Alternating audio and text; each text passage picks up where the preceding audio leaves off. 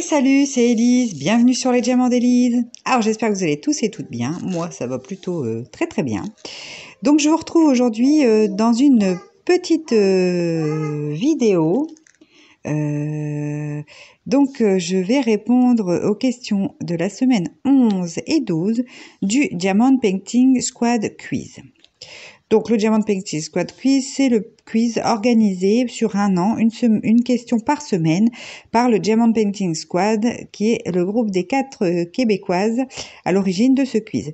Donc, je vous remets bien sûr en barre d'information le lien de chacune de leurs chaînes.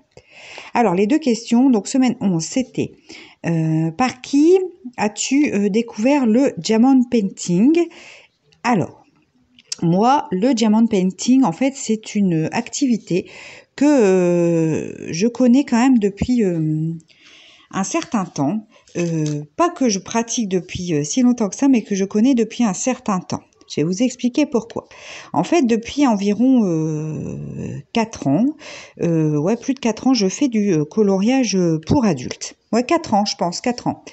Donc moi qui suis une grande consommatrice, n'est-ce pas, de vidéos YouTube.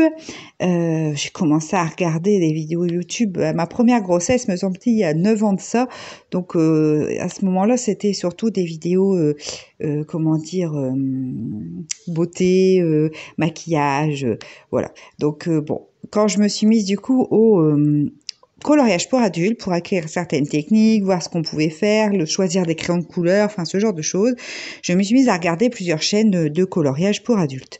Et notamment la chaîne de Jessica, de Jess, Les Passions de Jess. C'est une chaîne que j'aime beaucoup parce que Jess a plusieurs passions qui sont aussi les miennes. Donc elle avait donc le coloriage, elle a la lecture, donc elle fait aussi des chroniques lecture. Donc je regardais Jess et puis elle a découvert le Diamond Painting il y a quand même un moment de ça. Alors elle en a fait puis après elle a arrêté et là elle a repris de plus belle depuis un certain temps. Donc elle parlait du DP. Alors je trouvais ça pas mal, je regardais les vidéos, mais en fait moi je me suis pas lancée tout de suite dans le DP parce qu'en fait ce qui m'embêtait avec le DP c'est que je savais pas ce que j'allais faire des toiles en fait que j'avais faites parce que je me voyais pas afficher j'arrive pas à le dire, afficher mes toiles partout en fait dans la maison, ce genre de choses. Donc du coup je savais pas trop voilà, je me disais, après j'entendais qu'il y avait des fois, il manquait des diamants et tout. J'avais dit, oh lolo, c'est compliqué, ça va me prendre la tête, c'est pas la peine, ou est-ce qu'il faut en avoir?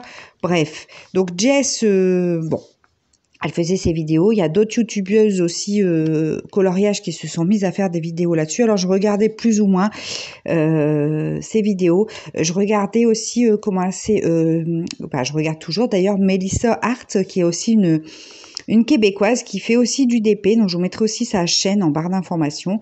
Et pareil, donc voilà, le DP. Alors ça m'intéressait. Et puis après, il y a toutes ces petites pubs sur Facebook qu'on voit passer, tout ça. Alors je cliquais dessus, mais je disais c'est pas donné, tout ça. Alors je savais pas que c'était du dropshipping, tout ça. Enfin, j'y connaissais rien sur le DP. Je vous dis, je regardais ça un peu de loin parce que je suivais ces chaînes et puis de temps en temps, je laissais couler une vidéo sur le DP. Bon, un petit peu à la fois. Et puis au fur et à mesure que plusieurs youtubeuses colo faisait du DP, ça me donnait de plus en plus envie, mais bon, j'avais jamais franchi le pas en fait d'acheter un DP. Jusqu'au jour où est arrivé mon anniversaire et mon frère, en fin de compte, m'a fait envoyer 2 toiles de Diamond Painting par Amazon, donc 2 petites toiles en 30 par 40 en diamant rond. Et puis du coup, j'ai commencé à regarder plus de vidéos vraiment orienté DP pour savoir un petit peu quel matériel, comment on faisait tout simplement, enfin des questions un peu bêtes en fait. Et puis je me suis lancée et en fait dès cette première toile j'ai accroché direct. Donc en fait j'ai découvert le DP en plusieurs étapes, j'ai découvert de noms et en fait ce loisir par certaines chaînes YouTube.